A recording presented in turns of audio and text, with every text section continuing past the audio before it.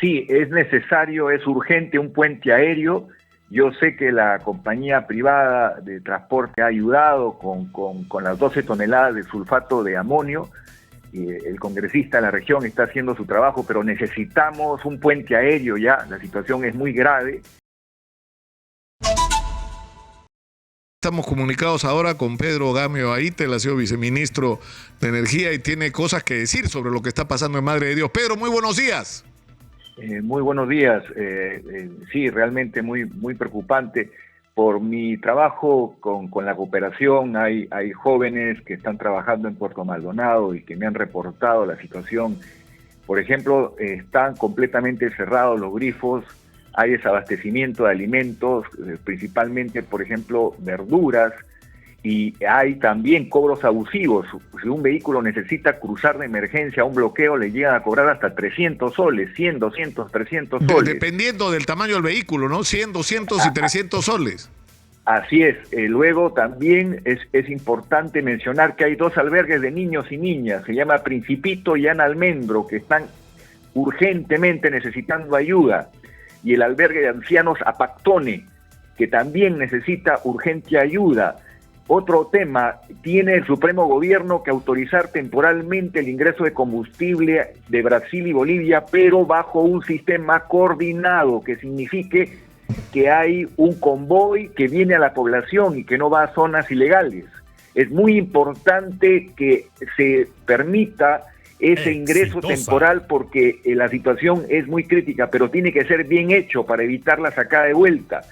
Y también necesitamos, mi estimado, urgente cambio de la ley antiterrorista, porque no hay estas tipologías claras y precisas, porque la situación en ciudades como Puerto Maldonado es muy grave y no hay un trabajo articulado de grupos de emergencia, de fiscalía, policía y poder judicial que puedan afrontar la naturaleza de estos problemas. También, Pedro, están rebasados. Tenemos que ir a la pausa, Pedro, por favor, mantente conectado, regresamos inmediatamente contigo para hablar de esto que está pasando en Madre de Dios y lo que hay que hacer, porque tú siempre tienes no solo planteas los problemas, felizmente. Estamos conectados con Pedro Gamio Aita y nos está hablando sobre la situación en Madre de Dios y sobre cómo enfrentarla.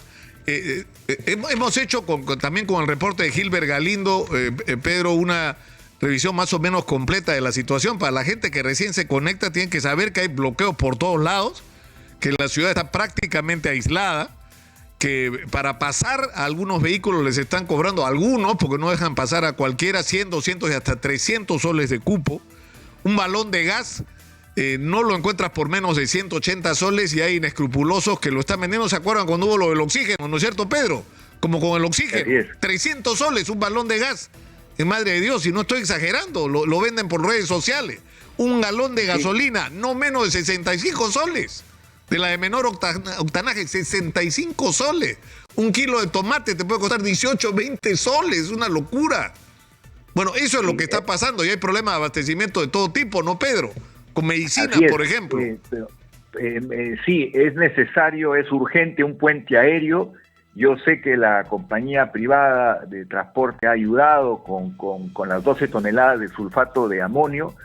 El congresista de la región está haciendo su trabajo, pero necesitamos un puente aéreo ya. La situación es muy grave y que se autorice, pero bien hecho, el flujo de insumos como combustible desde Brasil o Bolivia, pero tiene que ser en convoy para evitar la sacada de vuelta, porque un dato importante, Nicolás, es que los puntos de bloqueo provienen de la zona de minería ilegal.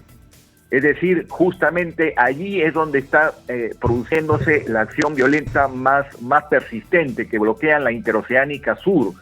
Entonces, es muy importante que se distinga claramente la población que necesita ayuda de los lugares de conflicto que están constantemente desarrollando una actividad que genera gran daño a la salud y al medio ambiente, porque es una actividad ilícita que lamentablemente coexiste en esta zona hace mucho tiempo.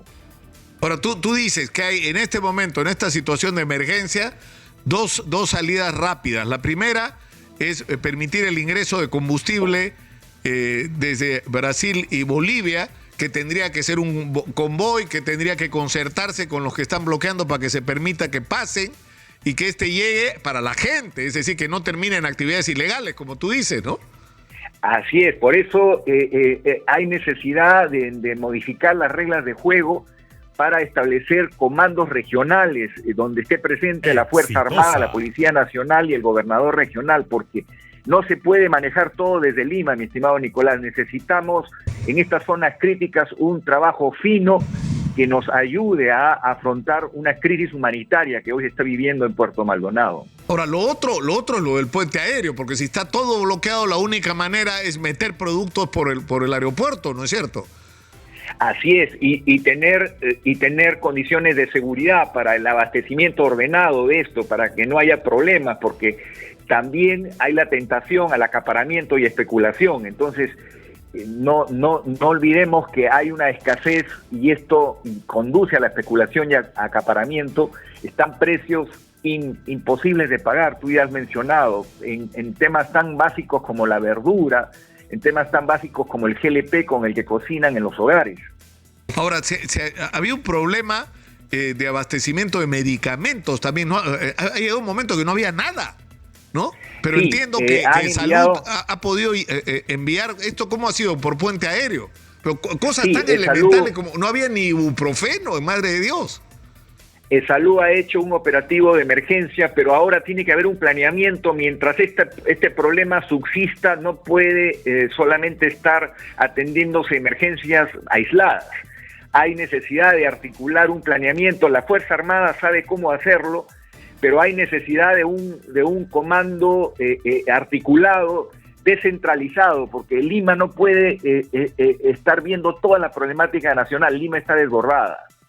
Ahora, el tema Pedro, del agua potable fue crítico la semana pasada, ¿no es cierto? Nosotros recibimos una comunicación de las personas responsables de la planta de tratamiento de agua diciendo que si no permitían que ingresen los productos para potabilizar el agua, madre de Dios, no iba, o sea, Puerto Maldonado en concreto no iba a tener agua potable. Felizmente se logró resolver esto, por lo menos momentáneamente, ¿no? Así es, pero por eso es que es tan urgente, y aquí permíteme citarte el caso de Ica. Igual, necesitamos un trabajo que sea preventivo, hay que optimizar el servicio de inteligencia. En los últimos tiempos ha sido muy golpeado el alto mando de instituciones claves para el país, hay que fortalecerlo de nuevo, y hay necesidad. En el pasado, Nicolás, hemos tenido experiencias de estos grupos móviles y articulados. Incluso las personas que son procesadas por este tipo de hechos tan graves no deben ser procesadas o investigadas en la zona, deben ser trasladadas a otro sitio, porque si no, lamentablemente hay amenaza de que atenten contra las comisarías, hay amenaza de que atenten contra quienes están siguiendo y cumpliendo con su deber, porque ya hemos visto atentados contra hogares de policías. El Estado democrático tiene que saber defenderse. Ahora, Pedro, estamos pagando también la cuenta de problemas acumulados durante años que no se han resuelto. Es decir, por ejemplo, estamos hablando acá de la presencia de la minería ilegal en el financiamiento y en la promoción de las protestas.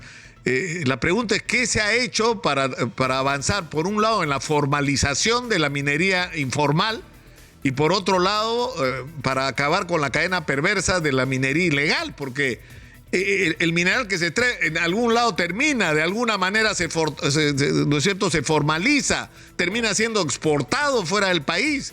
Entonces, la cadena no termina, digamos, en las zonas donde se está extrayendo el mineral, ¿no?, sino termina probablemente Nicolás, en lujosas oficinas sí, en Lima, ¿no? Mi estimado Nicolás, 20% de la economía ahora tiene origen ilegal. Este es un dato muy preocupante, porque los famosos programas de extensión de la formalización ya llegaron a su techo. Ya lo único que hacen es una especie de salvoconductos temporales para seguir manteniendo la actividad ilícita. Ya por ahí no va el camino. Tiene que ser una estrategia muy completa, y es más, ya no es solo La Pampa. Ahora tenemos fuerte actividad de minería ilegal en la cordillera del Cóndor, tenemos 9 departamentos afectados en el Perú. Es urgente un trabajo articulado, porque esta actividad ilegal que daña severamente fuentes de agua está creciendo, y esto está financiando en este momento el caos que estamos viviendo hoy, porque hay un origen ilegal que le da la logística a todas las acciones que estamos viendo lamentablemente en distintos puntos en el país. Hace pocas horas en Ica se ha vivido una tragedia, fuentes de trabajo están siendo destruidas como si fueran el siglo XIX, donde la lógica de la guerra era destruir todo el enemigo, cosas que violan derechos humanos fundamentales estamos viendo en el Perú como normales. Eso no puede ser aceptado, pero necesitamos un Estado preventivo, un Estado organizado y que haya descentralización o desconcentración de la capacidad de decisión, porque siento que el esperar que todo lo decida un despacho en la presidencia del Consejo de Ministros en este momento ya no es la medida más eficiente. Hay que crear comandos articulados donde estén todas las instituciones claves y se reporte de manera rápida y eficiente el estado de situación de las cosas, porque 20 días de bloqueo, sí, madre de Dios. De bloqueo es preocupante, ¿no? Ahora, tú has tocado lo de la situación en la cordillera del Cóndor, que está al otro extremo del país, pero es un tema, Pedro, con el que sobre el que te quiero comprometer en hablar en algún momento. Yo he recibido denuncias gravísimas de cómo hay mineros ilegales ecuatorianos que están pasando la frontera, explotando mineral y de ahí se llevan el mineral. Y cuando alguien trata de detenerlo, simplemente lo matan. Es decir, es un territorio, o sea, hemos tenido una especie de invasión ecuatoriana de minería ilegal y yo me da la impresión de que no se está haciendo lo que debería hacerse, pero te comprometo para hablar de eso en otro momento, pero quiero preguntarte sobre el tema del FICE, del vale de descuento FICE, que ha salido un decreto supremo que amplía el valor económico del vale de descuento FICE. ¿En qué consiste esto exactamente, esta ampliación? ¿De cuánto va a ser el bono ahora? Esa es una medida un poco controvertida, mi estimado Nicolás, porque de 25 soles se está incrementando el presupuesto del subsidio y ya estamos hablando de 1 millón de familias peruanas que reciben este subsidio. ¿Cuál es el problema? Que estamos llegando casi al 30% de importación del propano butano, y cuando otorgas un subsidio de este tipo no se hace temporal, se hace permanente. Es decir, el Estado peruano desde 2 gobiernos atrás ha orientado recursos importantes que originalmente iban a ser para la masificación del gas metano al propano butano. Y eso tiene un efecto, si bien ayuda a una familia humilde que consume solo un balón de propano butano, le están pagando prácticamente la mitad del precio. El problema que genera es que es una dependencia de un producto que cada vez más estamos importando, cuando deberían utilizarse estos recursos para masificar el gas metano, donde no hemos avanzado a la velocidad que podemos. Podríamos haber avanzado. Hace un año teníamos el proyecto de la tarifa nivelada, recién está aprobado en la comisión el dictamen, todavía no lo aprueba el Pleno, no hay seguridad de que se apruebe la norma como debe ser para que las regiones tengan las mismas oportunidades, y podríamos, en un año duplicar el universo de personas, pasar de 4 millones de peruanos a 8 millones de peruanos. Tú has dicho, Pedro, reiteradamente que se pueden tomar medidas de realización desde el punto de vista de infraestructura con relativa rapidez, y que no significan hacer el gasoducto del sur, que es un proyecto multimillonario. La pregunta es si eso es una prioridad. A mí me sorprendió que Alberto Tarola hablara eso en su discurso ante el Congreso de investidura, porque salió como de la manga, ¿no? Está faltando diálogo técnico, porque no se trata de anunciar lista de medidas sin el respaldo necesario. A mí me preocupa que se inyecten recursos en el gasoducto del sur cuando es materia de un juicio penal y un arbitraje cuyos resultados no conocemos. Entonces, ¿cómo vamos a comprometer tanto dinero del Perú si no tenemos la certeza? Eso no es propiedad del Estado peruano y eso lo saben. Entonces, es insistir en recetas que no nos dan la seguridad de soluciones. En cambio, si avanzamos, por ejemplo, con la extensión del gasoducto de Ica a Arequipa, tendríamos a un costo mucho menor la solución del gas para el sur, y al mismo tiempo hacemos un gasoducto en el Cusco que puede llegar a Puno a la dimensión de la demanda de esa zona, porque no podemos hacer una infraestructura como si fuera Lima. Lima tiene mucho más mercado, porque así es la realidad. Hemos hecho que 1/3 de peruanos vivan en Lima, que la mitad del ingreso nacional se quede en Lima, porque hemos hecho una mega metrópoli que se está desbordando. Eso hay que corregirlo, pero con medidas económicas, porque la descentralización que el Perú necesita es económica. La infraestructura de mejor calidad está en Lima. Exitosa. Hay que ir gradualmente creando oportunidades a lo largo y ancho del territorio nacional, pero si seguimos persistiendo en medidas equivocadas, gastando recursos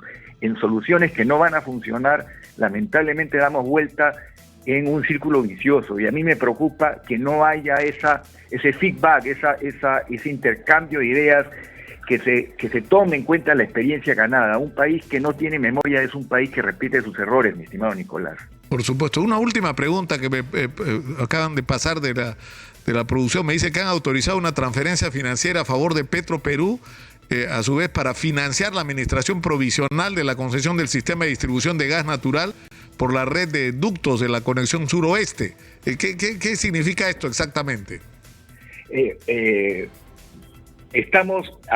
Hay un conjunto de medidas que son importantes, que están dentro del plan de masificación.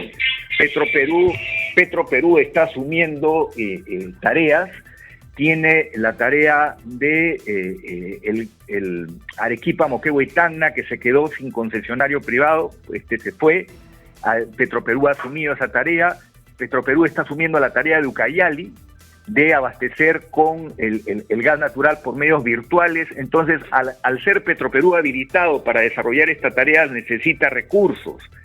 Pero acá viene otro problema, Nicolás, que no puedo dejar de mencionar, y que falta una respuesta efectiva del Estado. También ha habido de nuevo atentados contra el oleoducto norperuano. Esto es gravísimo, porque profesamente se está yendo contra una instalación, provocando un serio daño sobre la Amazonía peruana y afectando la propia salud de los pobladores de esta zona de influencia, claro, del oleoducto. Y ese tema tampoco está enfrentado. No es posible que aceptemos como normal que algún elemento equivocado utilice una sierra y dañe una instalación, provocando derrames. Y lo peor, mi estimado Nicolás, es que el sistema de emergencia se ve bloqueado porque algunas personas de la población de la zona se niegan a que se proceda con el plan de emergencia. Eso requiere urgente intervención de la fuerza pública. Vivimos momentos muy difíciles, Nicolás.